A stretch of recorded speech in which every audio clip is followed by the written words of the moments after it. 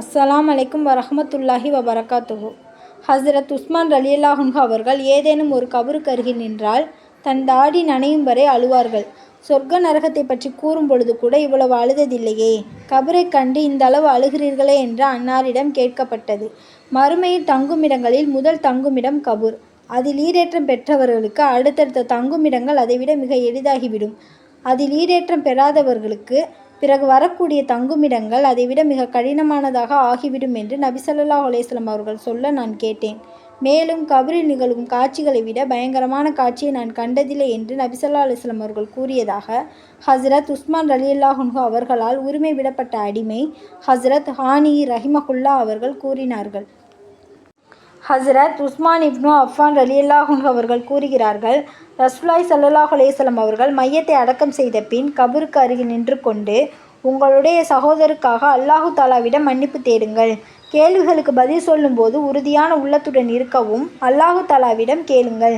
ஏனெனில் தற்சமயம் இவரிடம் கேள்வி கேட்கப்படுகிறது என்று நபி ஸல்லல்லாஹு அலைஹி வஸல்லம் அவர்கள் கூறியதாக ஹஸ்ரத் உஸ்மான் ரலியல்லாஹு அன்ஹு அவர்கள் கூறினார்கள். ஹஸ்ரத் அபு ஸைத் ரலியல்லாஹு அன்ஹு அவர்கள் அறிவிக்கிறார்கள், ஒருமுறை தொழுகைக்காக நபி ஸல்லல்லாஹு அலைஹி வஸல்லம் அவர்கள் வந்தபொழுது மக்களில் சிலர் பற்கள் தெரியும்படி சிரித்து கொண்டிருப்பதை கண்டார்கள். இன்பங்களை முறித்துவிடும் மரணத்தை அதிகமாக நீங்கள் நினைத்து கொண்டிருந்தால் உங்களை நான் காணும் இந்த நிலை ஏற்படாது என்று நபி ஸல்லல்லாஹு அலைஹி வஸல்லம் அவர்கள் கூறினார்கள். எனவே இன்பங்களை முறிக்கும் மரணத்தை மிகவும் அதிகமாக நினையுங்கள். ஏனென்றால் கபூர் கூறும், நான் வெறிச்சிடும் வீடு, நான் தனிமையின் வீடு, நான் மண் வீடு, நான் புழு பூச்சிகளின் வீடு என்று ஒவ்வொரு நாளும் கபூர் கூறிக்கொண்டே இருக்கிறது. முஹ்மீனான அடியான் கபரில் அடக்கம் செய்யப்பட்டதும் கபூர் அவனிடம், உன் வரவு நல்வரவாகட்டும், நீ இங்கு வந்தது மிகவும் நல்லது. என் மீது நடந்து சென்றவர்களில் நீயே எனக்கு மிகவும் பிரியமானவனாக இருந்தாய். நீ இன்று என்னிடம் வந்துள்ளாய். எனது சிறந்த உபசரிப்பை நீ கண்டு கொள்வாய் என்று கூறி மையத்தின் பார்வை செல்லும் தூரம் வரை கபூர் விசாலமாகிவிடும். அந்த மையத்திற்காக சுவனத்தின் பக்கமாக ஒரு கதவும் திறக்கப்படும். ஒரு பாவி அல்லது காஃபிர் கபரில் வைக்கப்பட்டதும், உன் வரவு தீய வரவாகட்டும், நீ வந்தது மிகவும் தீயதாகிவிட்டது. என் முதுகின் மேல் நடந்து சென்றவர்களில் நீதான் என்னுடைய அதிக வெறுப்பிற்குரியவனாய் இருந்தாய். இன்று நீ என்னிடம் ஒப்படைக்கப்பட்டுள்ளாய். எனவே நான் உன்னுடன் நடந்து கொள்ளும் முறையை கண்டு கொள்வாய் என்று கூறி விலா எலும்புகள் ஒன்றொன்று பின்னிக் கொள்ளும் அளவு கபூர் அவனை நெருக்கும் என்று சொன்னவர்கள் தமது இரு கைகளின் விரல்களையும் ஒன்றொன்று இணைத்து காட்டி, இதுபோல ஒரு புறத்து விலா எலும்புகள் மறுபுறத்து விலா எலும்புகளுடன் பிணைந்து கொள்ளும் என்பதை சுட்டி காட்டினார்கள். மேலும் அவன் மீது 70 விஷப்பாம்புகளை அல்லாஹு தஆலா சாட்டி விடுகிறான். அவற்றில் ஒன்று பூமியின் மீது மூச்சு விட்டாலும் அதன் விஷத்தின் காரணமாக மறுமை நாள் வரை பூமியில் புற்பூண்டுகளே முளைக்காது. அவைகள் நாள்தோறும் அவனை கடித்து கொண்டும் கொட்டி கொண்டும் இருக்கும்.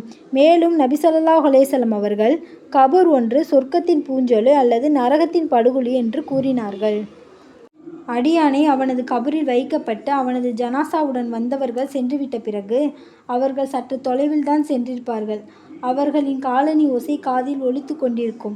அதற்குள் இரு மலக்குகள் அவனிடம் வந்து அவனை அமர வைத்து, இம்மனிதர் முஹம்மது நபி ஸல்லல்லாஹு அலைஹி வஸல்லம் அவர்களை பற்றி நீ என்ன சொல்லி கொண்டிருந்தாய் என்று கேட்பார்கள். அவன் முஹ்மீனாக இருந்தால் அல்லாஹு தஆலாவின் அடியார் அவர், அவனது ரசூல் என்றும் நான் சாட்சி சொல்கிறேன் என்று சொல்வான். இப்பதிலை கேட்டு அவனிடம், நீ ஈமான் கொள்ளாமல் இருந்ததால் நரகில் இருக்க வேண்டிய இடத்தை பார், அல்லாஹு தஆலா அதற்கு பதிலாக உனக்கு சொர்க்கத்தில் இடம் தந்துள்ளான் என்பதாக சொல்லப்படும்.